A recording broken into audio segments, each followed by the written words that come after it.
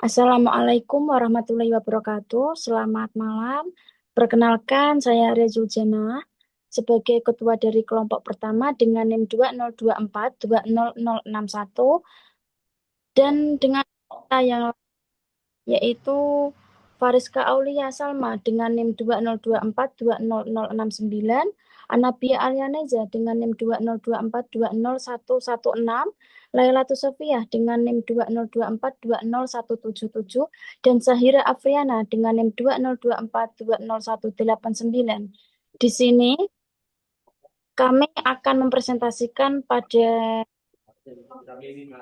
tentang merupakan bukti yang kuat, tetapi tidak mutlak karena masih dapat digugat. Apakah Indonesia perlu beralih ke sistem publikasi positif? Mari kita presentasikan bersama-sama dan semoga memberikan pemahaman yang bermanfaat bagi kita semua. Identifikasi isu hukum. Apakah Indonesia perlu beralih dari sistem publikasi negatif bertendensi positif ke sistem publikasi positif untuk meningkatkan hukum hak atas tanah? Untuk dasar hukumnya, Pasal 19 Undang-Undang Pokok Agraria, Undang-Undang Nomor 5 Tahun 1960, dan Pasal 32 Ayat 1 dan Ayat 2 Peraturan Pemerintah Nomor 24 Tahun 1997 tentang pendaftaran. Untuk argumentasi hukum, Indonesia menurut sistem publikasi negatif bertendensi positif, hingga kuat tetapi tidak mutlak dan masih dapat digugat. Sistem positif memang memberikan kepastian hukum lebih tinggi, namun memerlukan data pertanahan yang akurat dan administrasi yang sangat baik yang saat ini belum sepenuhnya terpenuhi. Untuk Indonesia belum perlu beralih sepenuhnya ke sistem publikasi positif. Yang lebih penting adalah memperbaiki kualitas data pertanahan, memperkuat verifikasi pendaftaran tanah, dan mengoptimalkan digitalisasi pertanahan untuk meningkatkan kepastian hukum. Untuk selanjutnya akan dibacakan oleh Mbak Fariska. Kemudian berikut pendapat saya. Identifikasi isu hukum, apakah Indonesia perlu beralih dari sistem publikasi negatif yang mengandung unsur positif ke sistem publikasi positif dalam pendaftaran tanah? Kemudian dasar hukum, Pasal 19 Undang-Undang Nomor 5 Tahun 1960 tentang Peraturan Dasar Pokok-pokok Agraria atau UUPA. Dan Pasal 32 Peraturan Pemerintah Nomor 24 Tahun 1997 tentang pendaftaran tanah. Kemudian argumentasi hukum. Sistem publikasi positif memang dapat memberikan kepastian hukum yang lebih kuat karena sertifikat menjadi bukti hak yang mutlak. Namun, Indonesia belum siap menerapkannya karena masih terdapat permasalahan seperti sertifikat ganda, tumpang tindih lahan, dan kesalahan administrasi pertanahan.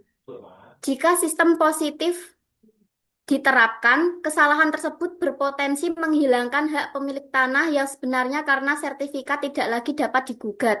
Sistem publikasi negatif yang mengandung unsur positif masih lebih sesuai untuk menjamin kepastian hukum sekaligus keadilan. Kemudian solusi atau rekomendasi meningkatkan kualitas administrasi pertanahan melalui digitalisasi data, perbaikan sistem pengukuran dan pemetaan tanah, percepatan pendaftaran tanah, serta pengawasan yang lebih ketat terhadap penyalahgunaan administrasi pertanahan. Dengan langkah tersebut, kepastian hukum dapat ditingkatkan tanpa menghilangkan hak masyarakat untuk memperoleh perlindungan hukum apabila terjadi kesalahan dalam penerbitan sertifikat tanah. Selanjutnya, menurut saya, identifikasi isu hukum saat ini Indonesia menganut sistem publikasi negatif, sehingga sertifikat tanah hanya berfungsi sebagai alat bukti kuat, tapi tidak mutlak dan masih bisa digugat. Hal ini menimbulkan masalah kepastian hukum, tingginya sengketa tanah, serta ketidakpastian dalam transaksi. Pertanyaannya, apakah Indonesia perlu beralih ke sistem publikasi positif yang menjamin kebenaran data dan menjadikan sertifikat bersifat mutlak? Dasar hukum, dasarnya adalah pasal 19 dan 23 Undang-Undang Nomor 5 Tahun 1950 tentang pokok-pokok agraria serta Pasal 32 PP nomor 24 tahun 1997 tentang pendaftaran tanah. Ketentuan ini menegaskan fungsi sertifikat sebagai bukti hak sekaligus mengakui kemungkinan pembatalannya jika terbukti melanggar hukum. Selanjutnya, argumentasi hukum. Sistem publikasi positif memberikan kepastian hukum lebih tinggi, melindungi pemilik beritikat baik, dan memperlancar investasi serta transaksi tanah. Namun, penerapannya tidak bisa mendadak karena masih banyak data yang belum akurat, berisiko merugikan pemilik hak asli, serta membutuhkan sumber daya yang besar. Oleh karena itu, peralihan ini tetap diperlukan namun harus disesuaikan dengan kesiapan sistem. Solusi dan rekomendasi, lakukan transisi secara bertahap dengan menerapkan sistem positif terbatas, disertai masa pengajuan keberatan, perbaikan kualitas data, bangun sistem informasi terpadu, siapkan mekanisme ganti rugi dari negara, sempurnakan peraturan, dan lakukan sosialisasi kepada masyarakat. Berikut pendapat saya.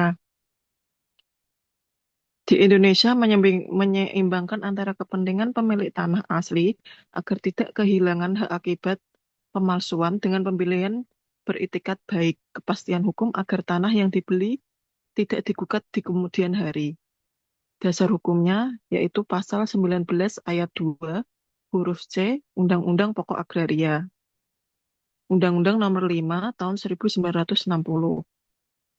Pasal 32 ayat 1 Peraturan Perundang-undangan Nomor 24 Tahun 1997. Pasal 32 ayat 2 Peraturan Perundang-undangan Nomor 24 Tahun 1997.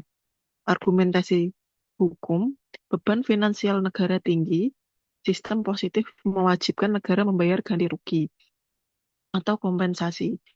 2. Fasilitas data belum sempurna. Masih banyak tanah di Indonesia yang belum berpetakan secara digital secara akurat. 3. Keadilan sosial. Sistem positif dapat merugikan pemilik tanah asli jika tanahnya diserobot atau dipalsukan oleh mafia tanah, karena pemilik asli kehilangan hak gugat dan hanya mendapatkan ganti rugi. Solusi atau rekomendasi. 1. Optimalisasi sistem negatif bertendensi positif. 2. Akselerasi digitalisasi lahan. 3. Langkah transisi hybrid membentuk dana penjaminan. Dahulu benar-benar beralih ke sistem positif.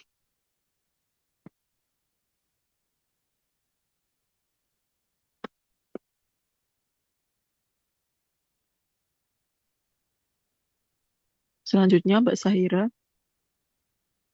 Selanjutnya, menurut pendapat saya, yang pertama, identifikasi isu hukum. Di permasalahan ini berpusat pada sejauh mana sistem pendaftaran tanah saat ini mampu memberikan kepastian hukum bagi pemegang sertifikat, serta siapkan Indonesia beralih ke sistem publikasi positif yang bersifat mutlak. Dasar hukumnya pada pasal 19 ayat 2 huruf C Undang-Undang Nomor 5 Tahun 1960 UU PA Junto pasal 32 PP Nomor 24 Tahun 1997 tentang pendaftaran tanah yang menegaskan bahwa sertifikat tanah merupakan alat bukti yang kuat tetapi bukan mutlak sehingga masih dapat digugat. Yang ketiga, argumentasi hukum. Secara hukum, beralih ke sistem positif memang ideal untuk menciptakan kepastian hukum mutlak dan memberantas mafia tanah. Namun Indonesia dinilai belum siap karena sistem positif menuntut akurasi data pendaftaran yang sempurna. Sementara di lapangan masih marak terjadi sertifikat ganda dan tumpang tindih lahan akibat kelemahan administrasi yang justru berisiko menghilangkan hak pemilik tanah yang sah secara permanen. Yang keempat, solusi atau rekomendasi. Menurut saya, Indonesia tidak perlu berlari ke sistem positif, melainkan cukup mengoptimalkan sistem yang ada melalui percepatan digitalisasi data, pertanahan, dan konsistensi lembaga peradilan. Dalam menerapkan batas waktu gugatan 5 tahun sesuai pasal 32 ayat 2 PP nomor 24 tahun 1997 demi mencapai kepastian hukum tanpa mengorbankan keadilan. Demikian presentasi yang kami sampaikan. Semoga materi yang telah dipaparkan dapat memberikan manfaat dan menambah pemahaman bagi kita semua. Atas perhatian dan kesempatan yang diberikan, kami ucapkan terima kasih. Apabila terdapat kekurangan dalam penyampaian, kami mohon maaf. Wassalamualaikum warahmatullahi wabarakatuh.